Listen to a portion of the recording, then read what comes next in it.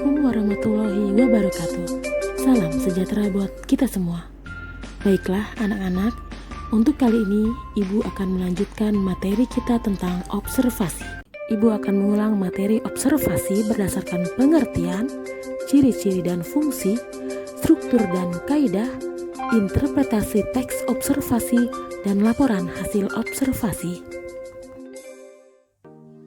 Pengertian observasi itu sendiri adalah suatu teks yang berfungsi untuk menjelaskan informasi tentang suatu objek yang telah diamati. Ciri-ciri teks observasi harus mengandung fakta, bersifat objektif, terdapat konjungsi, kata benda, dan kata sifat. Kemudian untuk fungsi teks observasi, yang pertama adalah untuk melaporkan tanggung jawab sebuah tugas dan kegiatan pengamatan. Yang kedua, menjelaskan dasar penyusunan kebijaksanaan, keputusan, dan pemecahan masalah dalam pengamatan. Yang ketiga, sebagai sarana untuk pendokumentasian. Dan yang keempat, sebagai sumber informasi terpercaya. Sementara untuk struktur dan kaidah teks observasi, yang pertama, pernyataan umum yang berkaitan dengan klasifikasi dan definisi. Pernyataan umum berisi informasi umum seperti nama, kelas, waktu observasi, tempat observasi, dan tambahan lain tentang hal yang dilaporkan selama mengamati. Selanjutnya untuk struktur dan kaidah teks observasi yang kedua adalah deskripsi bagian, di mana di bagian kedua ini adalah berisi perincian dan inti dari hasil observasi yang dilakukan, dapat berupa klasifikasi yang bersifat teknis dan deskripsi yang lebih spesifik dari objek. Misalnya saja kualitas, bagian, fungsi, kebiasaan, dan kegunaan. Kemudian untuk struktur dan kaidah teks observasi yang ketiga adalah simpulan. Berisi ringkasan umum dari hal yang dilaporkan selama mengamati.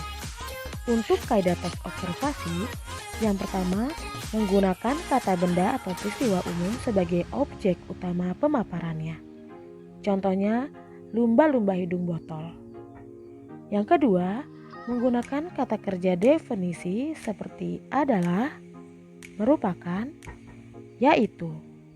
Contohnya, lumba-lumba hidung botol merupakan mamalia laut yang dapat hidup 40-50 tahun. Selanjutnya adalah interpretasi teks observasi. Merupakan bentuk penafsiran hasil pengamatan yang dapat dibuktikan dengan pendapat, kesan, grafik, atau pandangan teoritis lainnya terhadap suatu hal yang diamati. Baiklah, untuk yang terakhir laporan hasil observasi, kalian membuat tugas yaitu membuat sebuah teks laporan hasil observasi hewan di lingkungan tempat tinggalmu.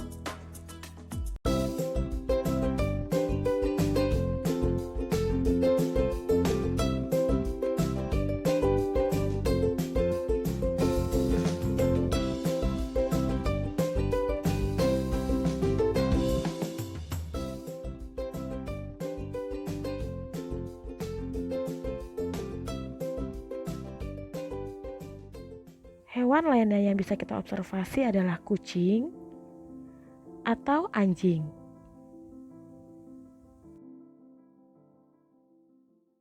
Bagaimana anak-anak? Sudah jelas bukan? Jika belum, kalian bisa bertanya di kolom komentar di aplikasi Google Classroom. Jangan lupa sekalian kalian mengupload bukti laporan hasil observasi atau bisa mengerjakan langsung. Baiklah, terima kasih untuk pembelajaran hari ini. Sampai berjumpa di pertemuan selanjutnya. Assalamualaikum warahmatullahi wabarakatuh.